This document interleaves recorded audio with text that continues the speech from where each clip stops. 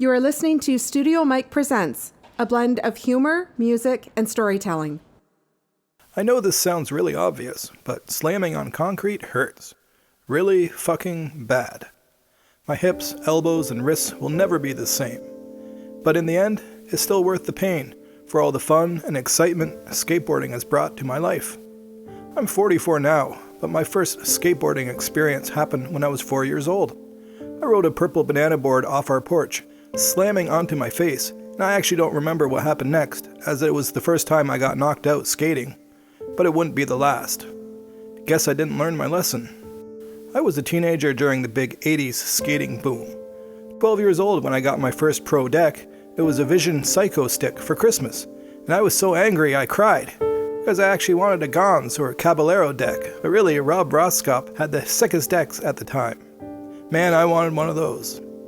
My dad said, "You don't want it, I'll take the damn thing back and you get no skateboard." So, I rode the Psycho stick for the next year, still bitter.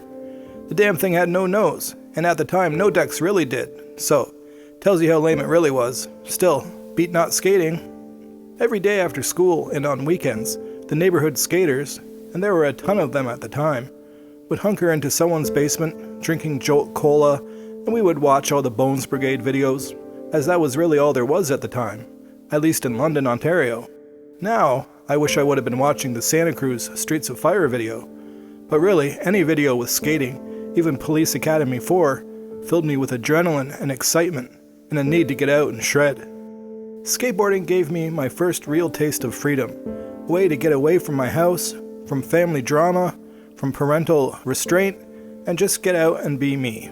Express myself, get hurt, get creative, and hang out with my friends, eating day-old donuts and listening to Beastie Boys, NWA, even Aerosmith, and man, I hate that band. But the memories of listening to them while riding backyard ramps makes me hate them a little less. I got hurt all the time. Broken collarbone, tweaked ankles, shins bruised so badly they are mangled for life. But day after day, I continued to go out and skate, alone if I had to. It was the happiest I'd ever felt in my life.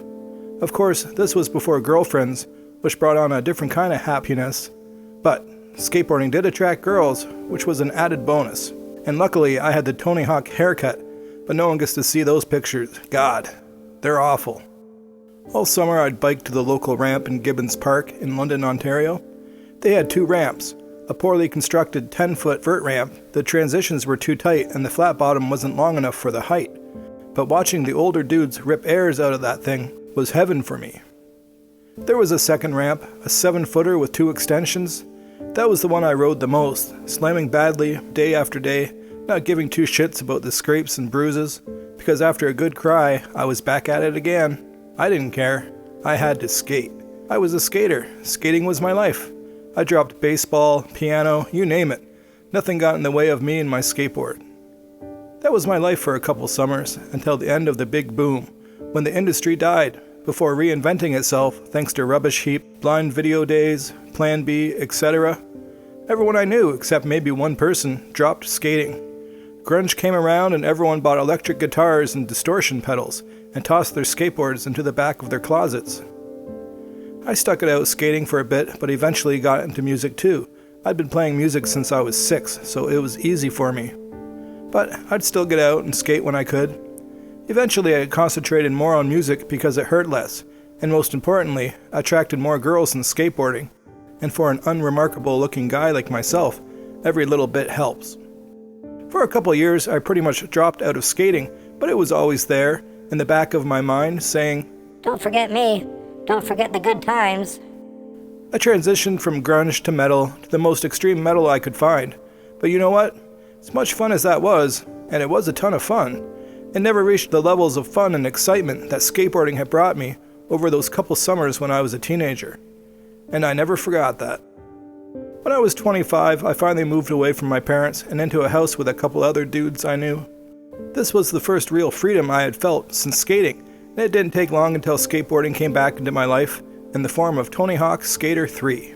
We would smoke weed, play the game, and reminisce about all the great things skating had brought to our lives. The fun, the friendships, the creative expression, the pain, the pleasure, the memories were as fresh as if it had been just yesterday. I needed skateboarding back in my life. One night after too many tokes, we decided we should steal some wood and build a ramp, just like we did when we were kids, stalking the neighborhoods and breaking into build sites. The difference was, we were adults. But that didn't stop us.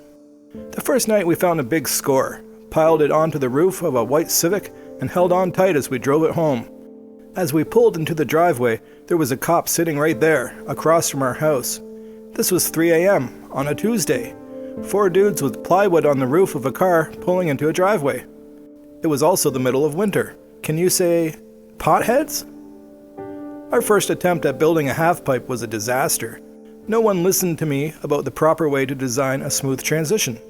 I'd built a couple half-pipes when I was younger, so I knew how to do it. It took 4 tries, a couple months, and tons of stolen wood to finally complete our half-pipe. And just like that, skateboarding took over my life again. I'd get up, go to the dollar store, buy 2 chocolate bars for $1, a 2-liter of RC Cola, smoke a shit ton of poppers, and I was in the backyard, riding that ramp from light to dark. For the older folks, you might have seen it. It was behind the Salad Thai on Kerr Street in Oakville. I didn't work. I had graduated from college and was on EI, so I was free to skate and screw and play sludge core in the basement of that house. That was my life. And it was glorious. But all good things come to an end, especially when hard drugs become involved. I didn't do them. It was a couple of the other roommates, and I got a close-up and personal look at what cocaine does to a person and to their lives. So we all went our separate ways. I kept riding that ramp until the night before we had to move out. We took an axe to it and piled the remains on the lawn across the street. The responsible adults we were. Since then, skateboarding has always remained in my life, mostly in the form of me watching videos on YouTube and getting that old desire built up in my dusty bones, that eternal desire to get out and skate again, to be free, to be me. Thanks to the pandemic and a poorly timed quitting of my job of 10 years, 2 weeks before the world shut down, I got back into skating again. It started simply. After too many edibles, tokes, and mushrooms, my friend Grant and I started cruising the hills of his neighborhood, and God, that rush, that feeling of total freedom of just zooming down those hills, weightless and ecstatic, my long hair flipping in my face, tears running down my cheeks, from the wind this time. It was irresistible.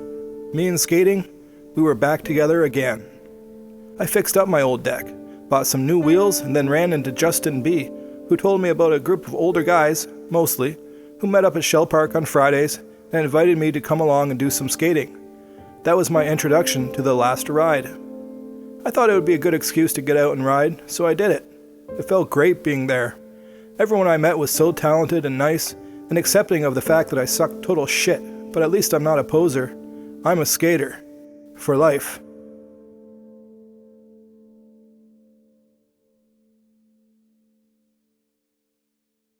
Thanks for listening to Studio Mike Presents.